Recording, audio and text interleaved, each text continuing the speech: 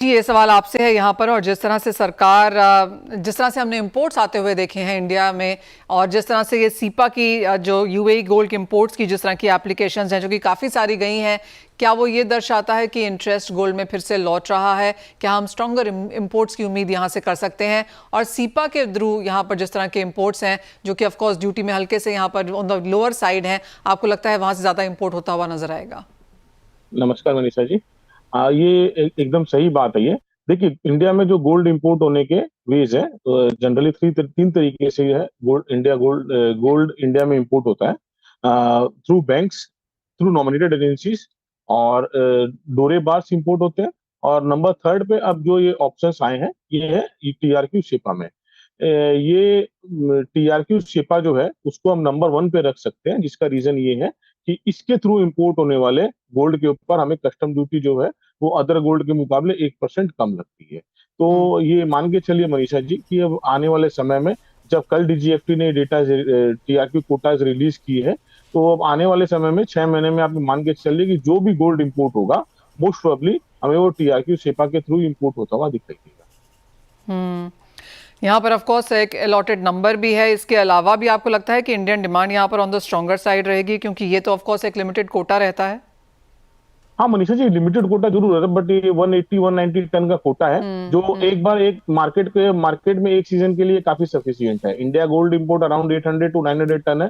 और आप ये देख सकते हैं कि अराउंड 20-25% अगर इस कोटे से आता है, तो हमें मान सकते हैं कि एक सीजन जो रहेगा इंडियन गोल्ड मार्केट का, वो टीआरक्यू गोल्ड के थ्रू सेटल कर दिया जा सकता है।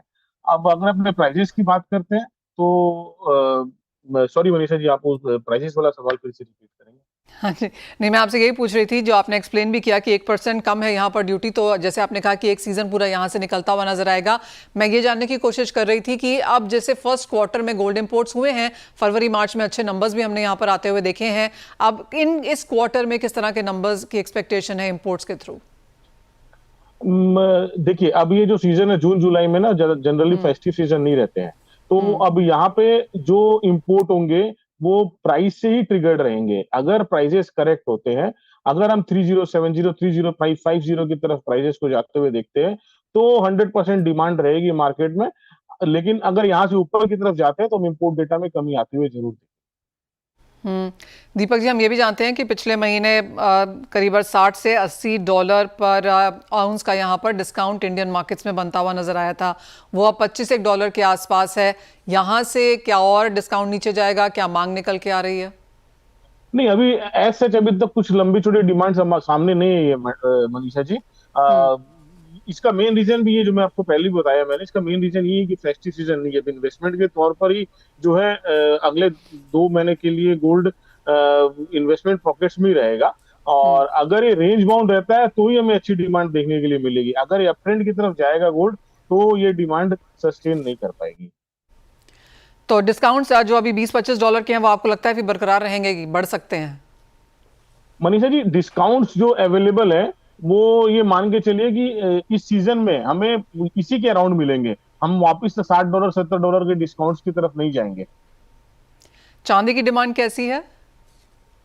चांदी की demand as a industrial point of view से देख रहे हैं, तो चांदी की डिमांड इंटैक्ट है, अभी तक 7% 8% ही है। हम्म। और अगर हम इन्वेस्टमेंट पॉइंट ऑफ व्यू से देख रहे हैं, तो जिस हिसाब से गोल्ड ने रैली दी है, हम्म। उस रैली की अभी तक सिल्वर में अभी तक वैसी कोई रैली आई नहीं है। हमने जरूर सिल्वर के प्राइजेस को 85 से 1 लाख 1,05,000 तक देखा है, बट हम्म। जो रैली गोल्ड में आई है, वो रैली सिल्वर में नहीं आई है। सिल्वर की डिमांड सस्टेन रहेगी। सिल्वर, मेरे हिसाब से सिल्वर जो रहेगा, वो अराउंड 1 लाख के ऊपर जब जाएगा, तभी नई डिमांड हमें देखने के लिए मिलेगी। बिलो 90 के आसपास हम इन्वेस्टमेंट पॉइंट ऑफ व्यू से ही सिल्वर में जो है वो देख सकते हैं।